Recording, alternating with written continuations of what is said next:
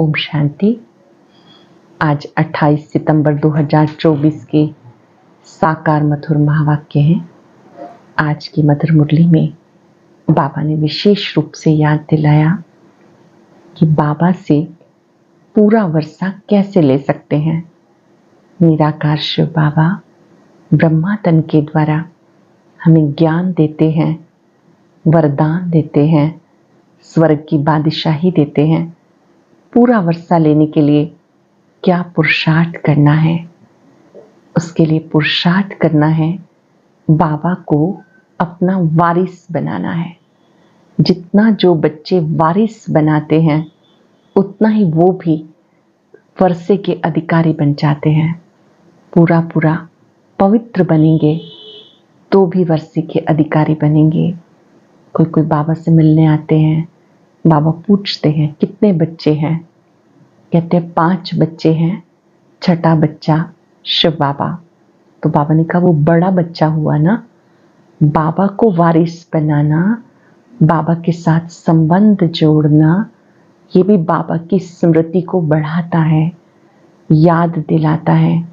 बाबा हमारा बच्चा भी है, तो जितना हम उसके कार्यों में मददगार बनते हैं ये भी जमा होता जाता है। बाबा ने कहा कि बाबा को सिर्फ बाप रूप से याद नहीं करना, लेकिन वो बाप, टीचर, सतगुरु है। और ये पुरुषोत्तम संगम युग है जिसमें आप बाबा से सब कुछ प्राप्त करते हो। ये कल्याणकारी युग है। गीत में गाते हैं जो आपसे मिलता है, धरती आसमान सब हमारा हो जाता, वो अन्य किसी और से नहीं मिल सकता। आत्मा को पावन बनाने के लिए एकांत में रहना है। एकांत में बाबा को याद करना, ये एकांत की भट्ठी है। फिर बाबा ने कहा कि इसी समय तुम्हें मेरे पास वापस आना है, तो पवित्र जरूर बनना है। याद में रहने से आत्मा पावन बन जाती है। आपका बुद्धि योग मित्र संबंधियों में यहाँ वहाँ भटकना नहीं चाहिए। आत्मा को संपूर्ण सतो प्रधान बनाना है याद के बल से। सुनते हैं बाबा के मधुर बोल। बाबा ने कहा, मीठे बच्चे, जब तुम नंबरवार सतो प्रधान बनेंगे तब नेचुरल कैलेमिटीज व विनाश का फोर्स बढ़ेगा, पुरानी दुनिया समाप्त होगी। जब तुम नंबरवार सतो प्रधान बनेंगे तब ये नेचुरल कैलेमिटीज व विनाश का फोर्स बढ़ेगा और ये पुरानी दुनिया समाप्त होगी। क्वेश्चन है, कौन सा पुरुषार्थ करने वालों को बाबा का पूरा वर्षा प्राप्त होता है? कौन सा पुरुषार्थ करने वालों को बाबा का पूरा वर्षा प्राप्त होता है? पूरा वर्षा लेना है तो पहले बाबा को अपना वारिस बनाओ, अर्थात जो कुछ तुम्हारे पास है सब बाबा पे बलिहार करो। बाबा को अपना बच्चा बना लो तो पूरे वर्षे के अधिकारी बन जाएंगे। संपूर्ण पवित्र बनो तब पूरा वर्षा मिलेगा। संपूर्ण पवित्र नहीं तो मोचरा खाकर थोड़ी सी मानी मिल जाएगी। संपूर्ण पवित्र नहीं तो मोचरा खाकर थोड़ी सी मानी रोटी मिल जाएगी। ओम शांति। बच्चों को सिर्फ एक की याद में नहीं बैठना, 3 की याद में बैठना है। भले एक ही है परंतु तुम जानते हो वह बाप भी है, शिक्षक भी है, सतगुरु भी है। हम सबको वापस ले जाने आए हैं। ये नई बात तुम ही समझते हो। बच्चे जानते, ये जो भक्ति सिखाते हैं, शास्त्र सुनाते हैं, वो सब है मनुष्य। इनको तो मनुष्य नहीं कहेंगे, ये निराकार है और निराकार आत्माओं को पढ़ाते हैं। अटेंशन से, हम निराकार आत्मा हैं। देह को धारण कर देह के द्वारा हम बाबा के महावाक्य सुनते हैं। सुनाने वाले निराकार शिव बाबा है और सुनने वाली भी निराकार आत्मा है। आत्मा शरीर द्वारा सुनती है, ये ज्ञान बुद्धि में होना चाहिए। अब तुम बेहद बाप की याद में बैठे हो। बेहद बाप ने कहा, रूहानी बच्चे मुझे याद करो तो पाप कट जाएं। रूहानी बच्चे मुझे याद करो तो पाप कट जाए। यहाँ शास्त्र आदि की कोई बात नहीं। जानते हो, बाप हमें राजयोग सिखा रहे हैं। कितना भारी टीचर है, ऊंच से ऊंच तो पद भी ऊंच से ऊंच प्राप्त कराते हैं। जब तुम सतो प्रधान बन जाएंगे नंबरवार पुरुषार्थ अनुसार, तब फिर लड़ाई होगी, नेचुरल कैलेमिटीज भी होंगी, प्राकृतिक आपदाएं भी होंगी। याद जरूर करना है, बुद्धि में सारा ज्ञान होना चाहिए। सिर्फ एक बार पुरुषोत्तम संगम युग पर बाप आकर समझाते हैं नई दुनिया के लिए। छोटे बच्चे भी बाप को याद करते हैं। तुम तो समझदार हो, जानते हो याद करने से विक्रम विनाश होंगे और बाप से ऊंच पद पाएंगे। ये भी जानते हो, इन लक्ष्मी नारायण ने जो नई दुनिया में पद पाया वो शिव बाबा से पाया। ये लक्ष्मी नारायण ही 84 का चक्र लगाकर अभी ब्रह्मा सरस्वती बने हैं। यही फिर लक्ष्मी नारायण बनेंगे।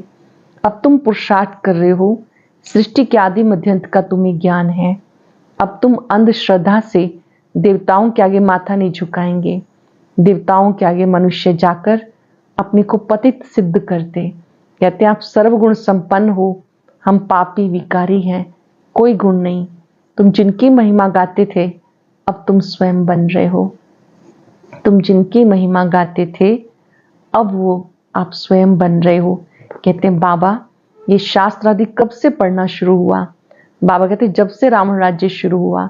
ये सब भक्ति की सामग्री। तुम जब यहाँ बैठते हो तो बुद्धि में सारा ज्ञान धारण होना चाहिए। ये संस्कार आत्मा ले जाती, भक्ति के संस्कार नहीं जाने। भक्ति के संस्कार वाले पुरानी दुनिया में मनुष्यों के पास ही जन्म लेंगे। ये भी जरूर है, तुम्हारी बुद्धि में ज्ञान का चक्र चलना चाहिए, साथ साथ बाबा को याद करना है। ज्ञान का चक्र चलना चाहिए, बाबा को याद करना है। बाबा हमारा बाप भी है, टीचर भी है, सतगुरु भी है। बाबा को याद किया तो विक्रम विनाश होंगे। बाबा हमारा टीचर है तो हम पढ़ाते हैं, बुद्धि में आएगा। सृष्टि चक्र का ज्ञान भी बुद्धि में है, जिससे तुम चक्रवर्ती राजा बनेंगे। याद की यात्रा चल रही है। भक्ति और ज्ञान, बाबा को कहा जाता ज्ञान सागर। उनको भक्ति का सारा मालूम है। भक्ति कब शुरू हुई, कब पूरी होगी, मनुष्य को पता नहीं। बाबा आकर समझाते, सत्युग में तुम देवी देवता विश्व के मालिक थे। वहां भक्ति का नाम नहीं, एक भी मंदिर नहीं था, सब देवी देवता ही थे। पीछे जब आधी पुरानी दुनिया होती, यानी 2500 वर्ष पूरे होते, त्रेता और द्वापर का संगम होता, तब रावण आता। संगम तो जरूर चाहिए। त्रेता और द्वापर के संगम पर रावण आते हैं, जबकि देवी देवता वाम मार्ग में गिरते हैं। ये सिवाय तुम्हारे कोई भी नहीं जानते। बाबा भी आते हैं कलयुग अंत सतयुग आदि के संगम पर। रावण आता है त्रेता और द्वापर के संगम पर। अब उस संगम को कल्याणकारी नहीं कहेंगे, उनको तो अकल्याणकारी ही कहेंगे। बाप का नाम है कल्याणकारी, सदा शिव। शिव का अर्थ है कल्याणकारी। द्वापर से अकल्याणकारी युग शुरू होता। बाप तो है चैतन्य बीज रूप, उनको सारे झाड़ की नॉलेज है। ये बीज भी अगर चैतन्य हो तो समझाएं, मेरे से झाड़ ऐसे निकलता, परंतु जड़ होने के कारण बता नहीं सकता। हम समझ सकते हैं बीज डालने से पहले झाड़ छोटा सा निकलता है, फिर बड़ा हो फल देना शुरू करता है, परंतु चैतन्य ही सब कुछ बता सकते हैं। दुनिया में आजकल मनुष्य क्या क्या करते रहते हैं, इन्वेंशन निकालते रहते, चंद्रमा में जाने की कोशिश करते। ये सब बातें तुम सुन रहे हो। चंद्रमा की तरफ कितना ऊंचा, लाखों माइल्स तक चले जाते जांच करने के लिए, देखें चंद्रमा क्या चीज है। समुद्र में कितना दूर तक जाते, जांच करते हैं, परंतु अंत नहीं पा सकते। पानी ही पानी है।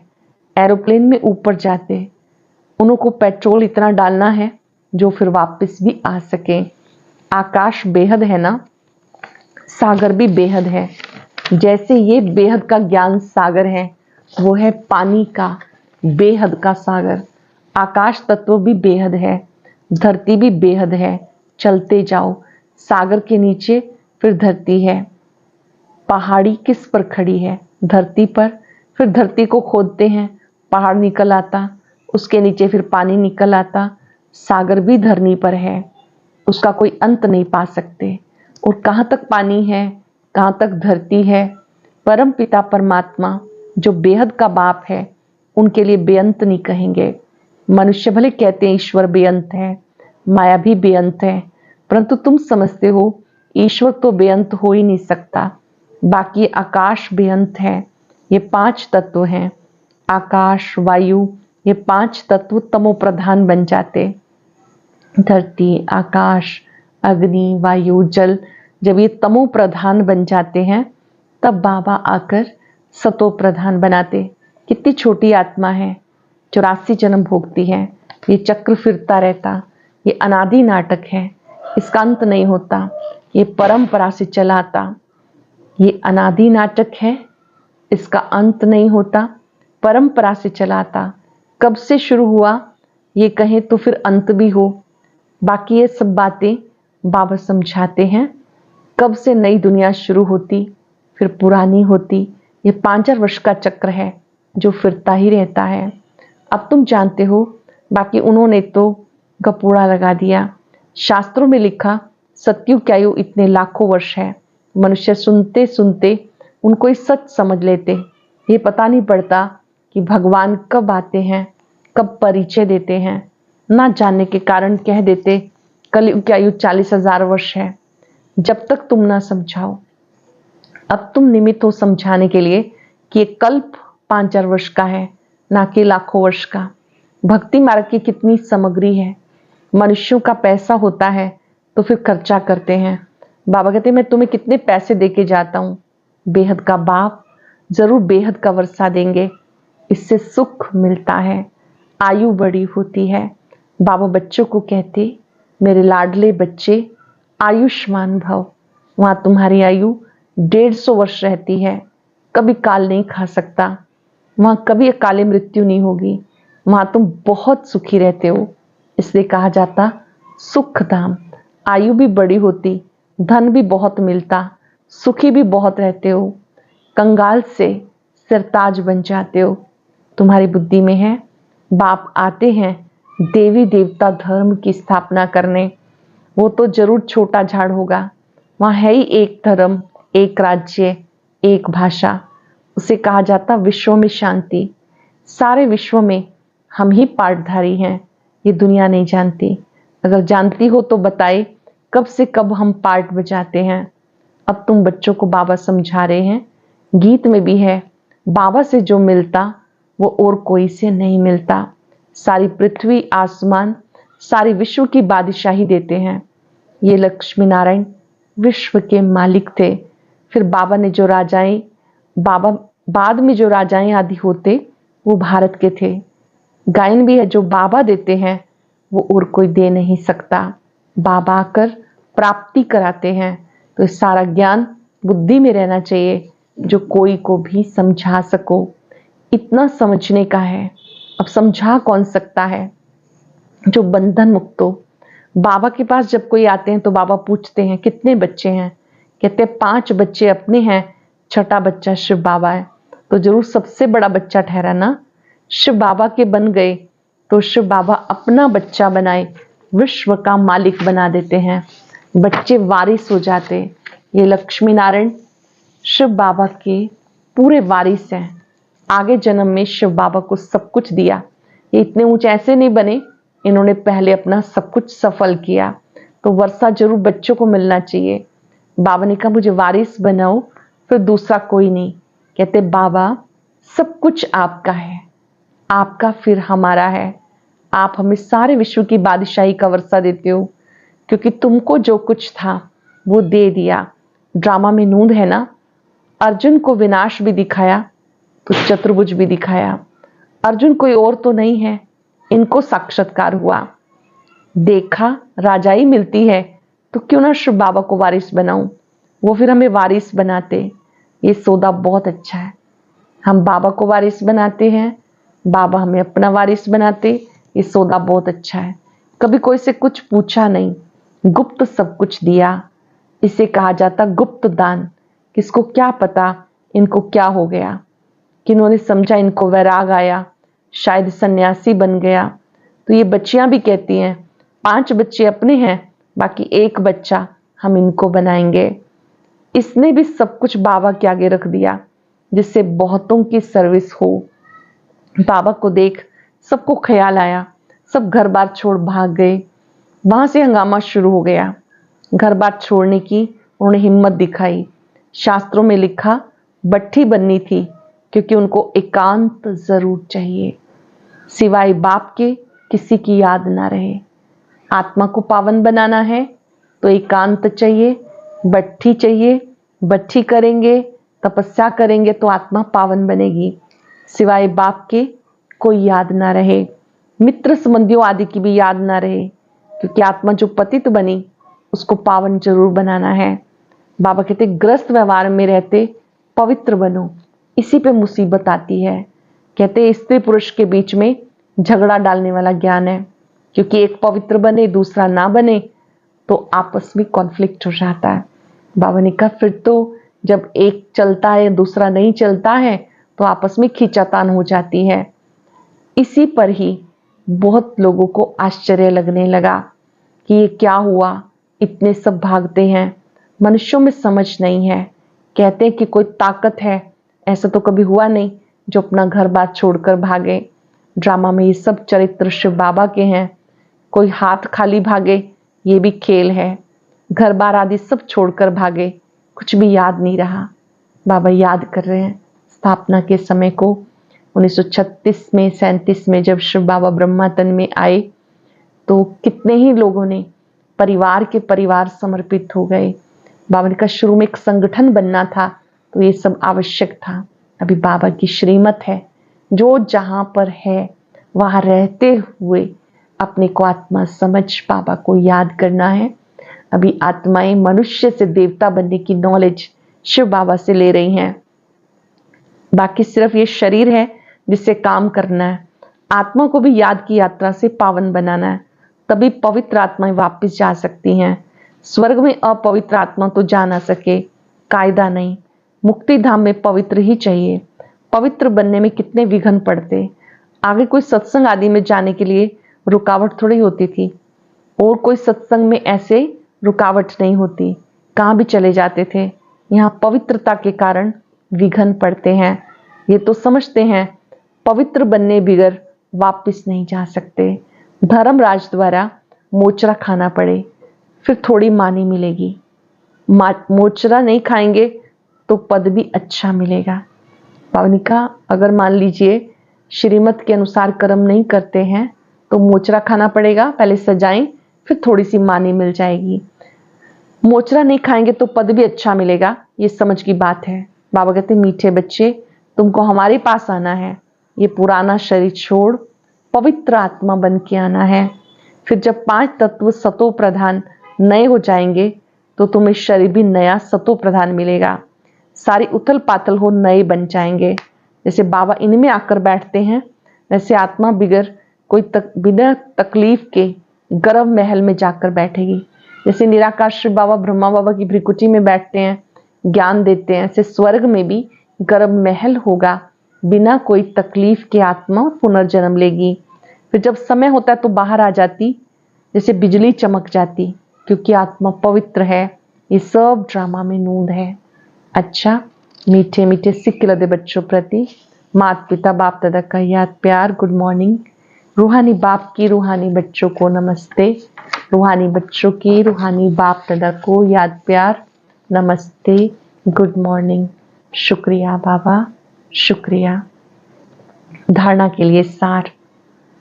आत्मा को पावन बनाने के लिए एकांत की भट्टी में रहना है। बाप के सिवाय कोई भी मित्र संबंधी याद ना आए। बुद्धि में सारा ज्ञान रख, बंधन मुक्त बन, दूसरों की सर्विस करनी है। बाबा से सच्चा सौदा करना है। जैसे बाबा ने सब कुछ गुप्त किया, ऐसे गुप्त दान करना है। आत्मा को पावन बनाने के लिए एकांत की भट्टी में रहना है। बाबा के सिवाय कोई भी मित्र संबंधी याद ना आए। बुद्धि में ज्ञान रख, बंधन मुक्त बन, दूसरों की सर्विस करनी है। बाबा से सच्चा सौदा करना है। जैसे बाबा ने सब कुछ गुप्त किया, ऐसे गुप्त दान करना है।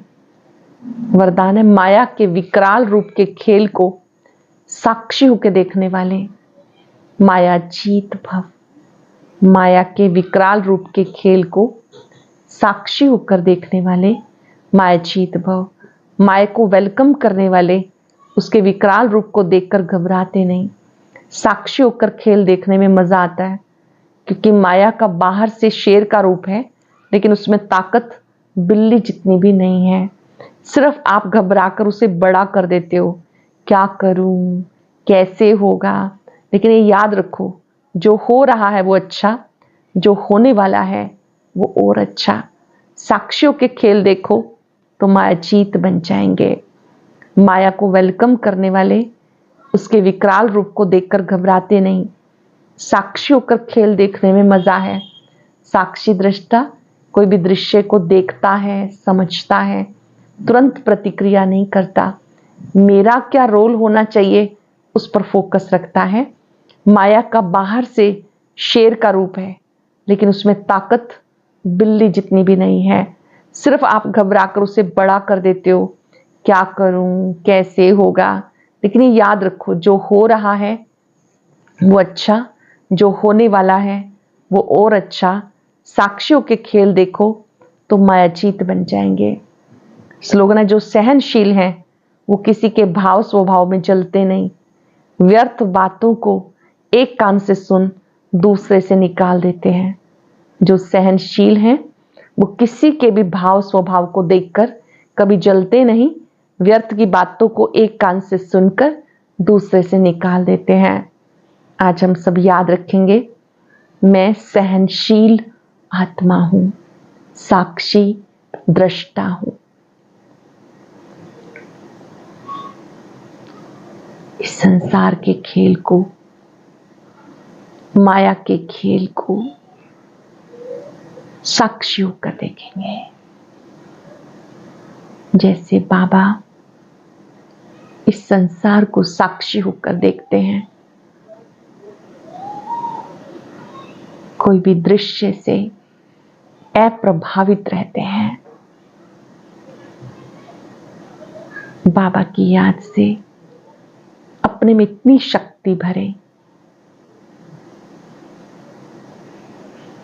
कि उस दृश्य का, नेगेटिव भाव भावनाओं का मुझ पर असर ना पड़े।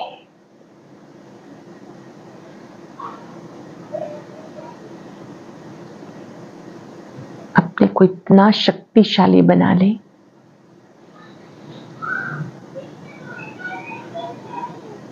इतना सामर्थ्य भरे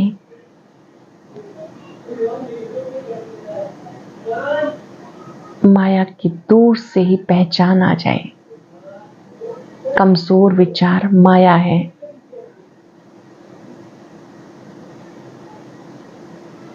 बाबा को साथी बनाने वाले हर दृश्य को साक्षी होकर देखते हैं।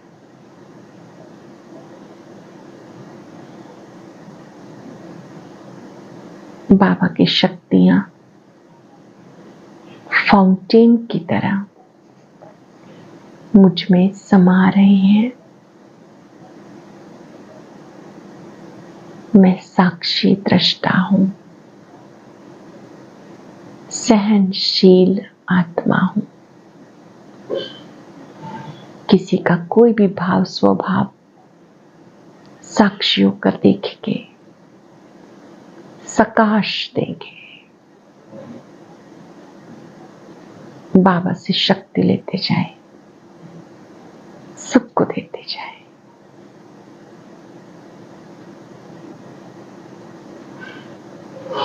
शुक्रिया बाबा, शुक्रिया। ओम